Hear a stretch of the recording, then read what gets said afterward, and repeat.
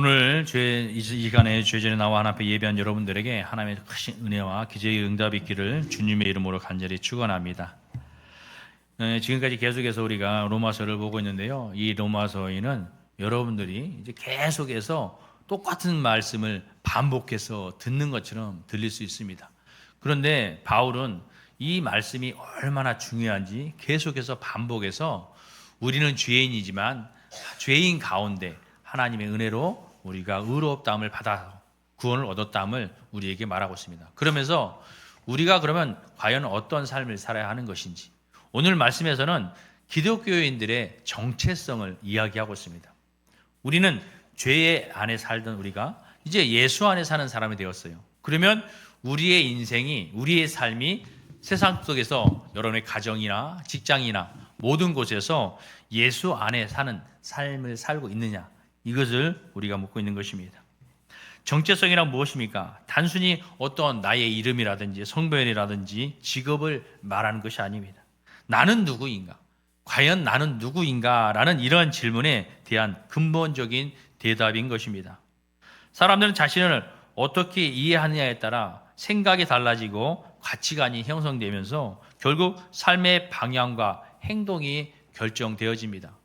그러므로 여러분들도 살아오면서 과연 나는 누구인가? 나는 무엇을 위하여 살아가고 있는가? 이런 생각을 해 보았을 것입니다. 그래서 그 가치관이 형성되어지고 또 무엇보다도 내가 어떻게 살아야 하는지 삶의 방향이 결정되어진다는 것이죠. 세상은 흔히 우리의 정체성을 성취나 직업, 재산, 학력, 인기로 이렇게 결정하려고 하고 있습니다. 학생들은 성적으로 자신을 증명하려고 합니다. 직장인들은 어떤 직급과 연봉으로 자신을 평가하려고 합니다. 부모는 자신의 성공으로 자신의 가치를 확인하려고 합니다.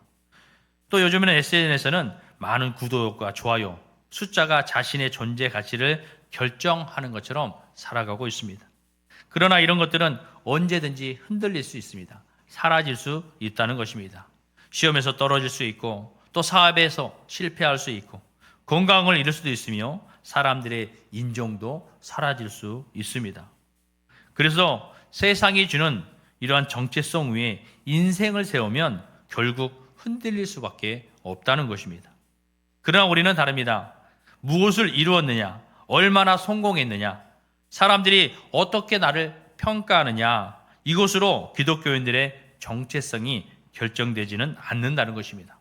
성경은 그리스도인의 정체성을 이렇게 선언합니다. 베드로전서 2장 9절 말씀해 보면 너희는 택하신 족속이요 왕같은 제사장들이요 거룩한 나라요 그의 소유된 백성이니 라고 말씀하고 있습니다.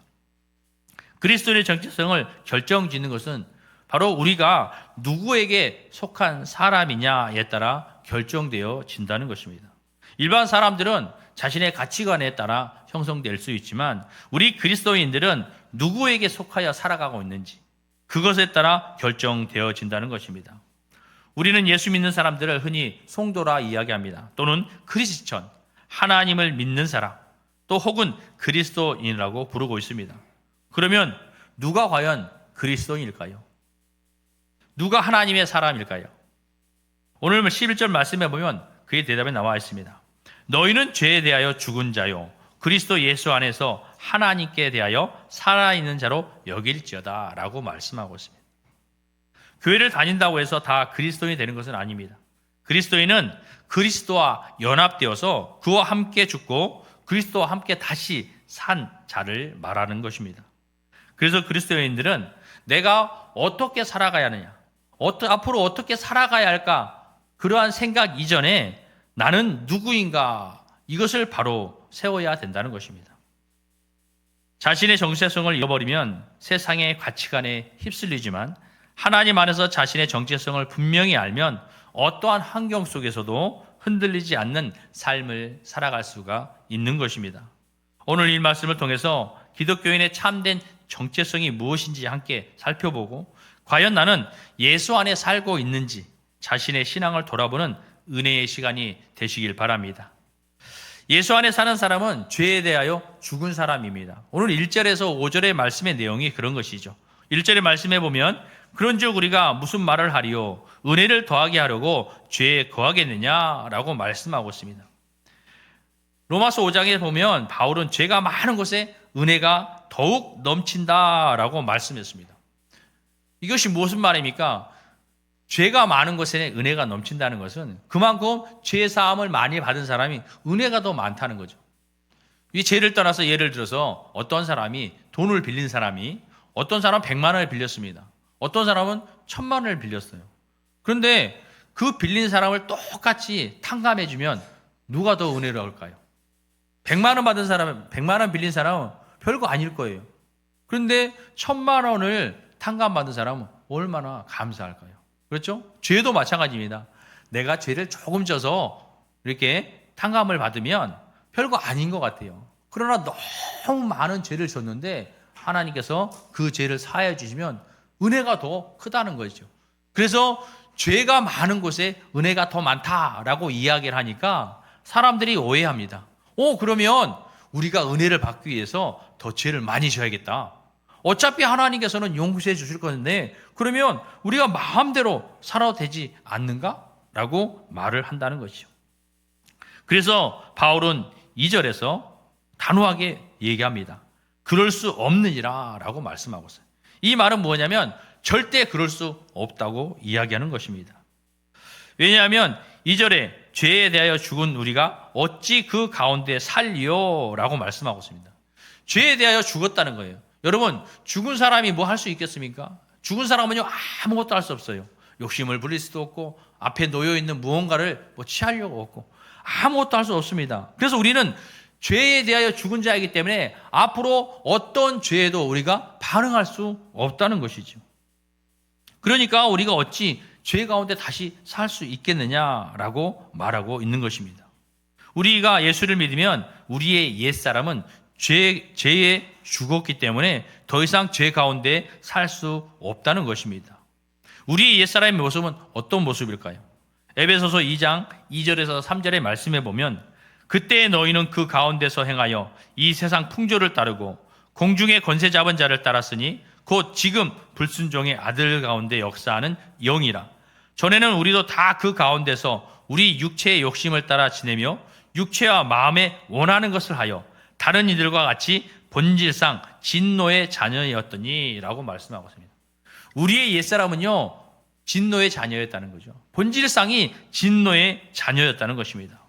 이처럼 진노의 자녀였던 우리가 예수 그리스도의 십자가의 죽으심으로 말미암아 우리도 함께 죽었다는 거예요. 우리가 진노의 자녀였던 우리의 모습은, 우리의 옛사람은 바로 죽었다는 것입니다. 이것이 세례가 이것이 상징인 것입니다.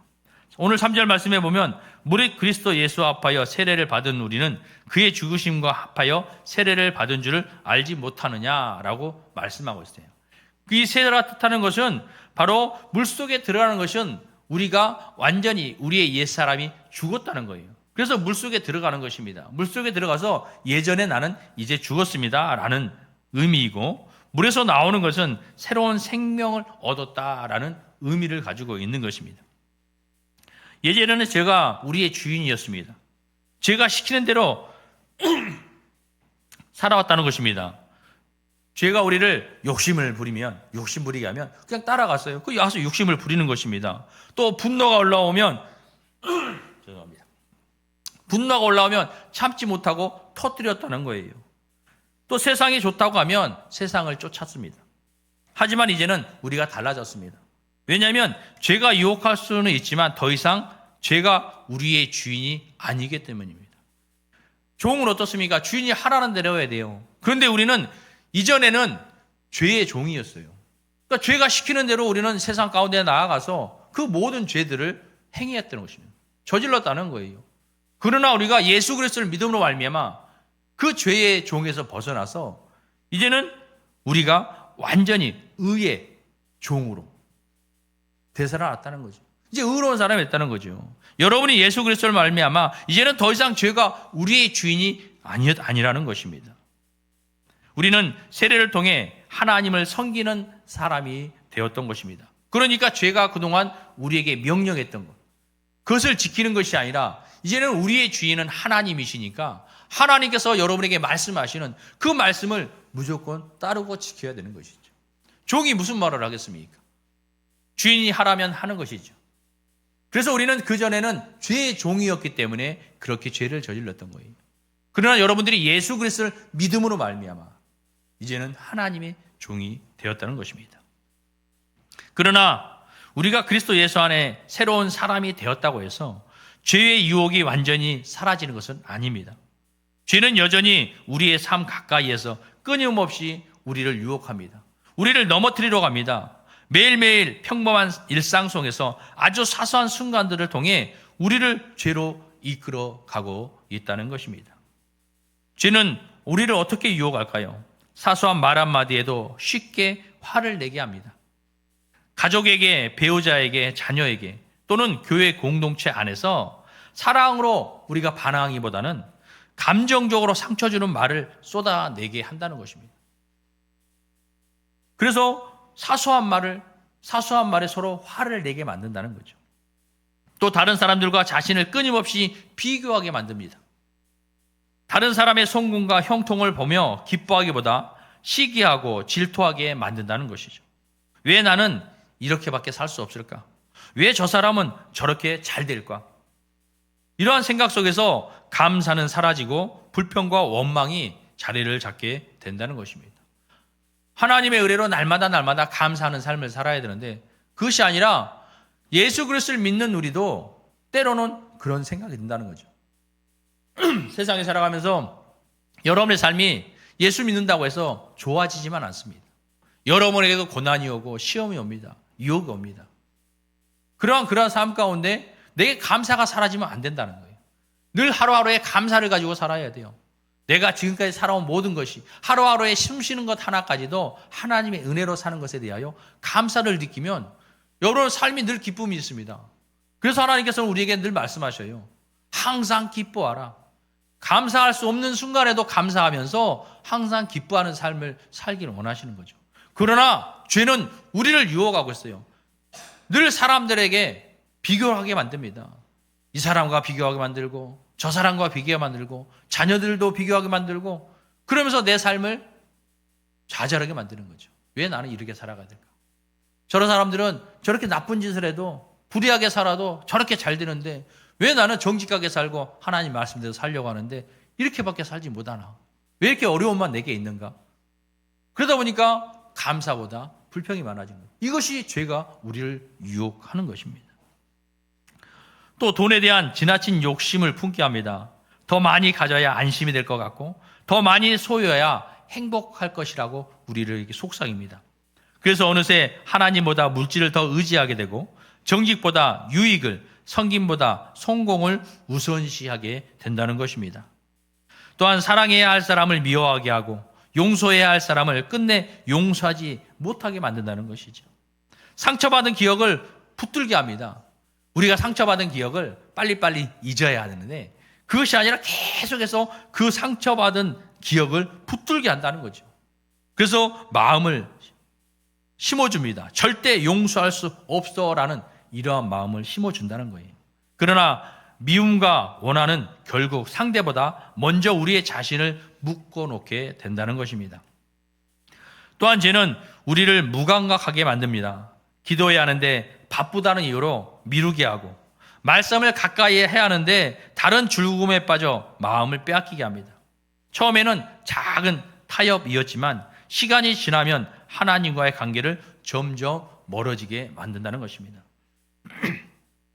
여러분은 어떻습니까? 하루하루의 삶 가운데 나는 과연 얼마나 하나님과 가깝게 지내고 있는지 하나님 앞에 기도하는 시간, 바쁜 와중에도 시간을 내어서 기도하는 것, 그 바쁜 와중에도 시간 내어서 말씀 보는 것, 여러분 이것이 하나님께 더욱더 가까이 가는 길인 것입니다. 그러나 우리 삶은 그렇지 못하다는 거죠. 여러 가지 힘들고 어려운 상황 때문에 자꾸 미루는 거예요. 내가 좀 더 여유로워지면 할 것이라고, 좀 더 많이 갖추어지면 해야 할 것이라고 이렇게 말하고 있는 것입니다. 그러다 보니까 점점 감사와 은혜가 떨어지면서 하나님과 멀어지는 거예요. 하나님과 멀어진 우리 사이에는 바로 죄가 들어오게 되어 있습니다. 이처럼 죄의 유혹은 거창한 모습으로만 우리에게 찾아오지 않습니다. 우리의 생각 속에, 감정 속에, 관계 속에, 일상의 선택 속에 스며들어온다는 것입니다. 그래서 그리스도인들은 매일 자신을 십자가 앞에 세우며 기억해야 합니다. 우리는 더 이상 죄의 종이 아니라 예수 그리스도 안에서 새로운 생명을 얻은 하나님의 자녀라는 사실을 여러분 기억해야 된다는 것입니다. 죄가 우리를 유혹할 수는 있지만 더 이상 우리를 지배할 수 없다는 이런 믿음을 가져야 합니다. 성령의 도우심을 의지하며 날마다 죄를 거절하고 하나님께 순종하는 삶으로 살아가시길 바랍니다. 이것이 거듭난 사람의 특징입니다. 여러분은 지금 누구와 함께 살고 있습니까? 옛사람입니까? 새사람입니까? 마치 왕자의 신분을 가진 사람이 자신을 거지라고 생각하면 거지처럼 살아가지만 자신의 신분을 알게 되면 본인의 품격에 맞게 살아가는 것과 같다는 것입니다. 여러분이 많이 알고 있는 거지와 왕자의 이야기도 알잖아요. 왕이 거지의 모습으로 하게 되면 그 거지의 모습으로 하게 살 수밖에 없는 거예요. 특히 여러분들 드라마에 보면 그런 드라마가 많이 있습니다. 대기업의 회장이 어릴 때 자녀를 잃어버렸어요. 근데 살다 보니까 나중에 그 자녀를 찾게 되는 이러한 드라마가 많이 있는 것 같아요. 그런데 그 회장의 자녀였던 그 사례의 삶은 어떻습니까? 과의 삶을 살면서 힘들고 어렵게 살아요. 너무나 힘들고 어려운 삶 속에, 고난 속에, 고통 속에, 시련 속에 이렇게 살아갑니다. 그런데 그 회장이 이제 그 자녀를 찾았어요. 그러면 회장의 자녀로서의 모습으로 살아갈 때는 완전히 바뀌어진 삶을 살아가는 것처럼 우리도 마찬가지입니다. 죄의 종이었을 때는 그런 삶을 살았지만 이제는 우리의 정체성이 하나님의 자녀이기 때문에 하나님의 자녀의 품격인 삶으로 살아가야 된다는 것이죠. 그래서 여러분은 그리스도인들은 매일 자신에게 질문해야 되는 것입니다. 과연 나는 누구인가? 정체성이 분명하면 가치관이 바로 서고 가치관이 바로 서면 삶의 방향이 분명해지는 것입니다. 그래서 신앙인의 성숙은 결국 예수 그리스도 안에서 내가 누구인지를 날마다 발견하고 그 정체성에 합당하게 살아가는 과정이라고 할 수가 있는 것입니다. 그러므로 예수 안에 사는 사람은 옛사람이 십자가에 못 박힌 사람인 것입니다. 6절 말씀에 보면 우리가 알거니와 우리의 옛사람이 예수와 함께 십자가에 못 박힌 것은 죄의 몸이 죽어 다시는 우리가 죄에게 종 노릇하지 아니하려 함이니라고 말씀하고 있습니다. 예수님께서 십자가에 달리실 때 우리의 죄만 담당한 것이 아니라 우리를 사랑했던, 죄를 사랑했던 옛날에 우리의 자신도 함께 못 박았다고 말씀하고 있습니다. 그래서 갈라디아서 2장 20절 말씀에 보면 그렇게 말씀합니다. 내가 그리스도와 함께 십자가에 못 박혔나니 그런즉 이제는 내가 사는 것이 아니요 오직 내 안에 그리스도께서 사시는 것이라 라고 말씀하고 있습니다.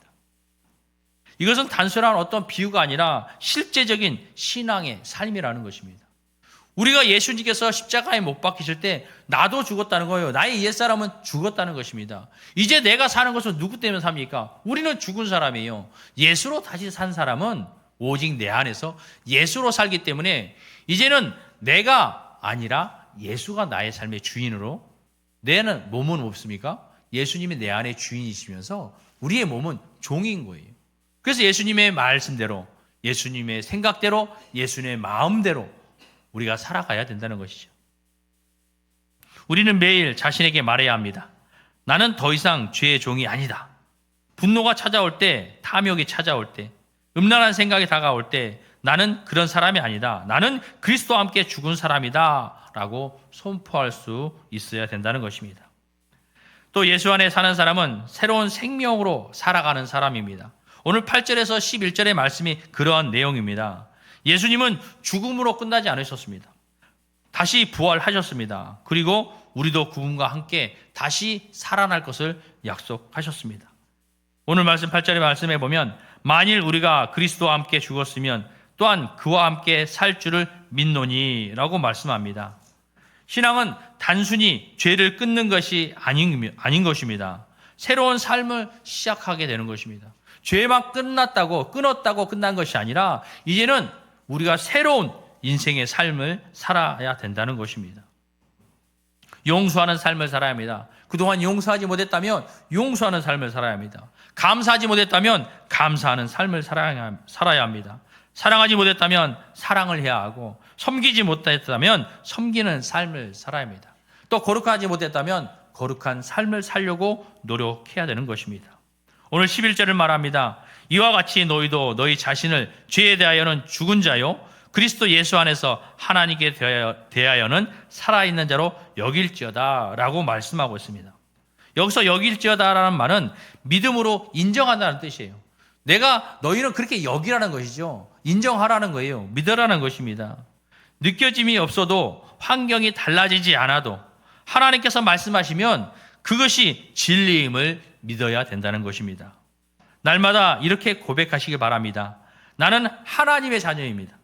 나는 새 사람이 되었습니다. 나는 예수 안에서 살아있는 존재입니다. 여러분 날마다 하루의 삶 가운데서 이렇게 마음속으로라도 여러분 이 말씀을 이렇게 고백하는 삶을 살 수 있기 바랍니다. 이 고백이 여러분의 삶을 변화시킬 것입니다. 예수 안에 사는 사람은 죄의 지배가 아니라 은혜의 지배를 받고 살아가는 사람입니다. 오늘 12절 말씀해 보면 그러므로 너희는 죄가 너희 죽을 몸을 지배하지 못하게 하여 몸의 사욕에 순종하지 말고 라고 말씀하고 있습니다. 우리는 이미 죄에 대하여 죽은 자라는 것입니다. 주님이 십자가에 달려 죽으실 때 우리의 옛사람도 함께 죽었습니다. 여기서 죽었다는 것은 나의 옛사람이 죄에 대하여 죽은 것이지 죄가 나에 대하여 죽은 것이 아니라는 것입니다.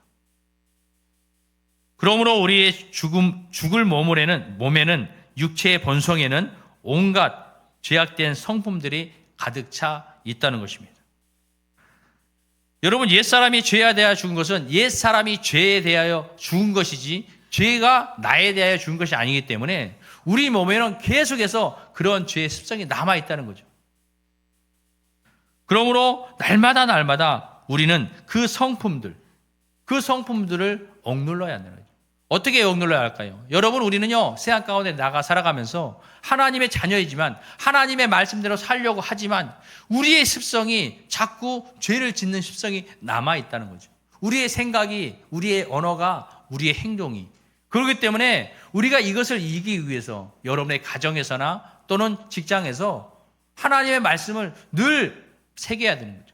하나님의 말씀을 늘 기억하고 내가 어느 상황에 어떻게 반응해야 될지를 하나님의 말씀을 기억하고 그 말씀대로 따라야 된다는 것입니다.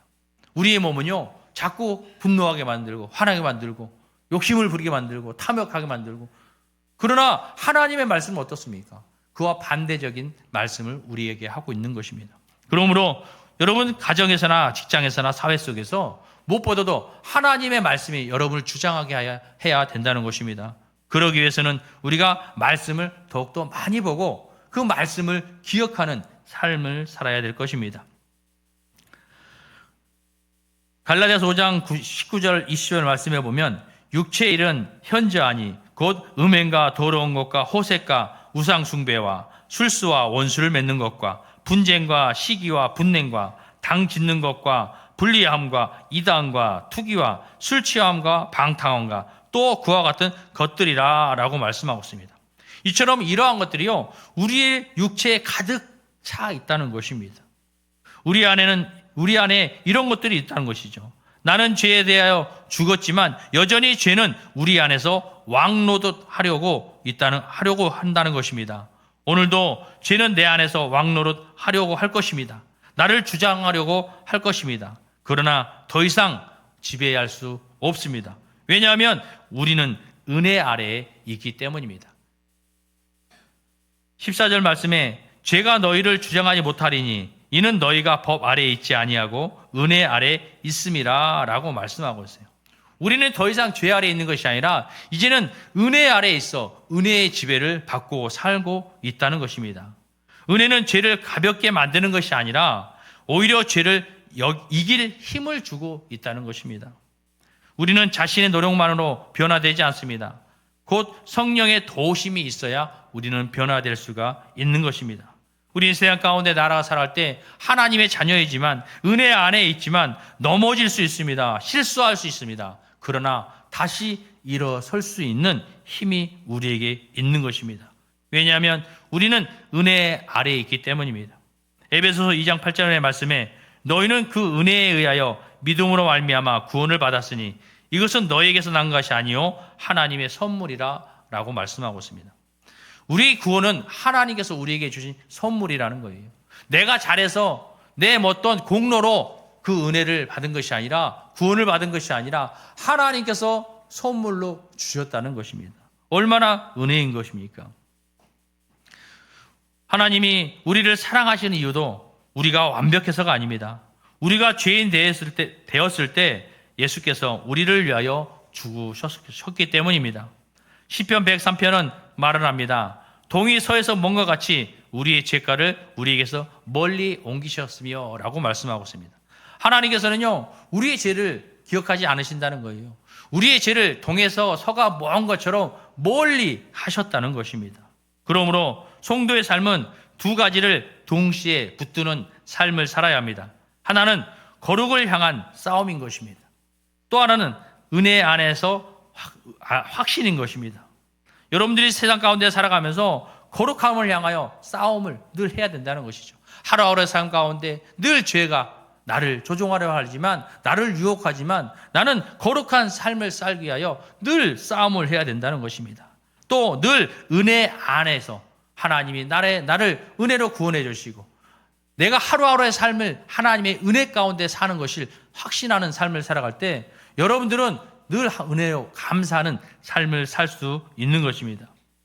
사랑하는 성도 여러분, 오늘 하나님께서 여러분들에게 질문합니다. 너는 누구냐?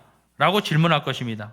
여러분은 누구입니까? 여전히 죄의 종입니까? 아니면 하나님의 자녀입니까?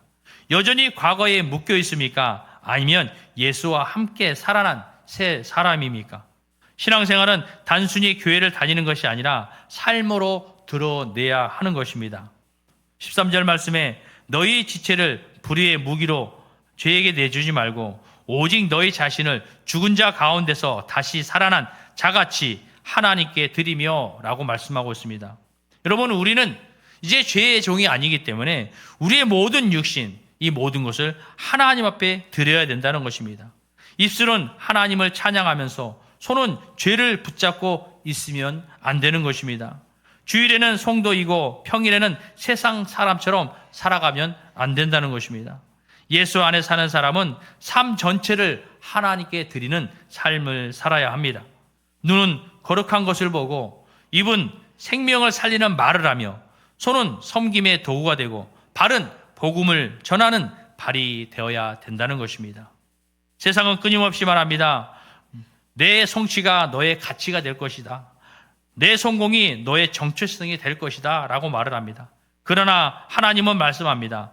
너는 내 아들이다. 너는 내 딸이다. 너는 예수 그리스도의 피값으로 산 내 백성이다 라고 말씀합니다. 사랑하는 성도 여러분, 오늘 이 시간 다시 한번 우리의 정체성을 붙드시길 바랍니다. 나는 죄의 종이 아닙니다. 나는 하나님의 자녀입니다. 나는 그리스도와 함께 죽고 그리스도와 함께 살아난 사람입니다 라고 고백할 수 있길 바랍니다. 그리고 이 고백이 우리의 삶이 되기를 바랍니다. 가정에서, 직장에서, 교회에서 예수 안에 살아가는 성도님들이 다 되시길 주님의 이름으로 간절히 축원합니다.